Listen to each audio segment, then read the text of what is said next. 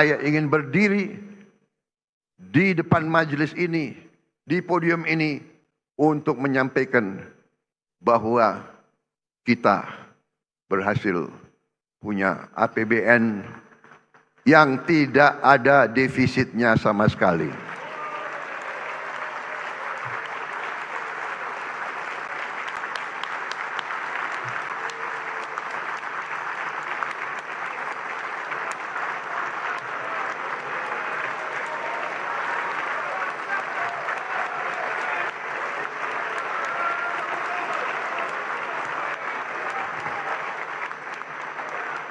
Kita harus berani. Kita harus berani dan kita harus bertekad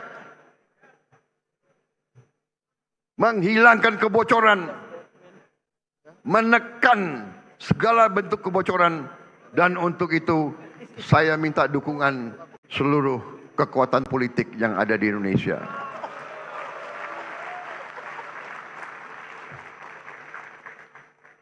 Negara kita besar, negara kita makmur.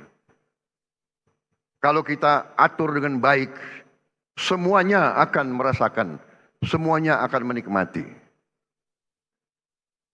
Kita akan mengembangkan pembiayaan kreatif dan inovatif yang lebih masif, sehingga tidak hanya mengandalkan APBN. APBN didesain tetap fleksibel, agar adaptif dan responsif untuk meredam guncangan.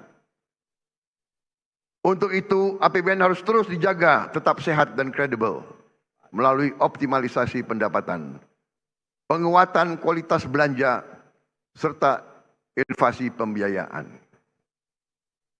Optimalisasi pendapatan negara harus dilakukan secara konsisten.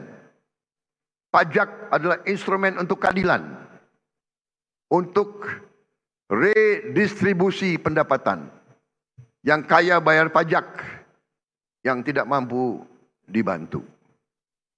Penerimaan perpajakan akan terus ditingkatkan dengan tetap melindungi iklim investasi dan keberlanjutan dunia usaha. Insentif fiskal tetap diberikan secara terarah dan terukur untuk mendukung aktivitas ekonomi strategis. Pengelolaan SDA akan kita perkuat untuk digunakan sebesar-besarnya untuk kemakmuran rakyat. Setiap aset negara harus dikelola secara efisien dan produktif agar menghasilkan nilai tambah dan kontribusi positif bagi kesejahteraan rakyat. Dalam dunia bisnis, dalam dunia usaha, kita mengenal istilah return on asset. Dalam bisnis dikatakan bisnis itu baik dan berhasil kalau return on asset adalah sekitar 12%. Katakanlah konservatif 10%. Katakanlah untuk bangsa Indonesia cukup 5%. Saudara-saudara sekalian, aset yang dimiliki bangsa Indonesia, yang berada di BUMN-BUMN kita, asetnya adalah senilai lebih dari 1.000 triliun US dollar. Harusnya BUMN itu menyumbang kepada kita minimal 50 miliar dolar. Kalau 50 miliar dolar, APBN kita tidak defisit, saudara-saudara.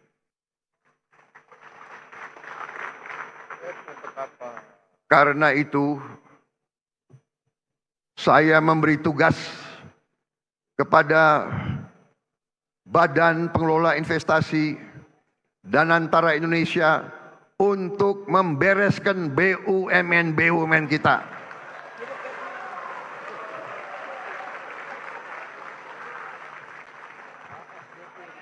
Tadinya pengelolaannya secara tidak masuk akal. Perusahaan rugi, komisarisnya banyak banget.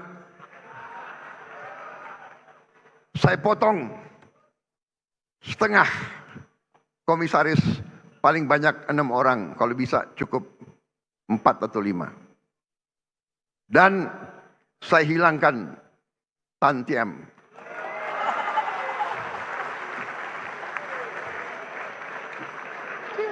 Saya pun tidak mengerti apa arti tantiem itu.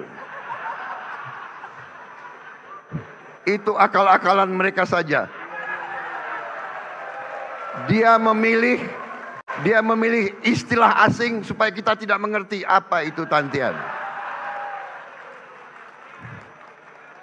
Saudara-saudara, masa ada komisaris yang rapat sebulan sekali, tantiemnya 40 miliar setahun.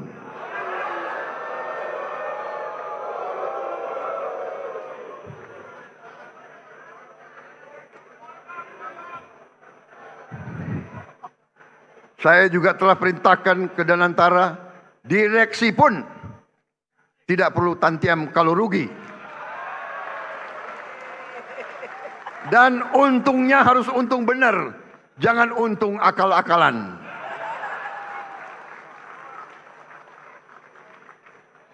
Kita sudah lama jadi orang Indonesia.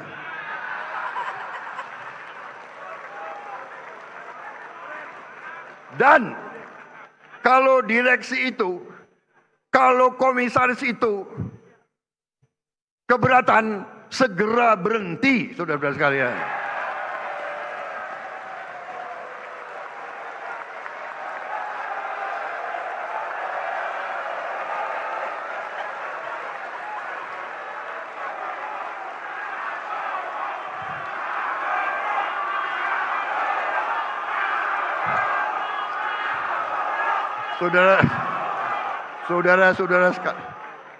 Saudara-saudara sekalian, pemilu masih lama.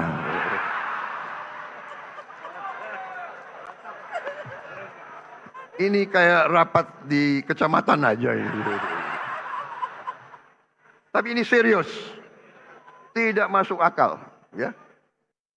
Jadi direksi dan komisaris kalau keberatan, tidak bersedia, tidak menerima tantiem, berhenti.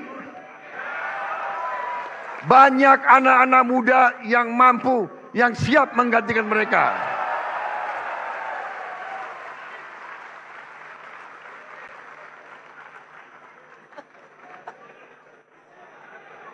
Saudara-saudara sekalian, setiap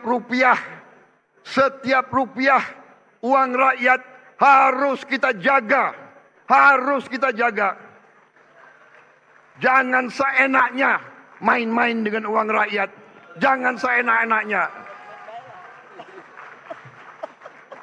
Kualitas belanja negara harus terus kita tingkatkan. Kita terus mendorong efisiensi belanja. Saudara-saudara, setiap rupiah harus memberi manfaat yang nyata. Belanja operasional yang tidak efisien dipangkas. Belanja negara harus memberi manfaat, menciptakan lapangan kerja, memperkuat daya beli, dan meningkatkan kualitas layanan publik.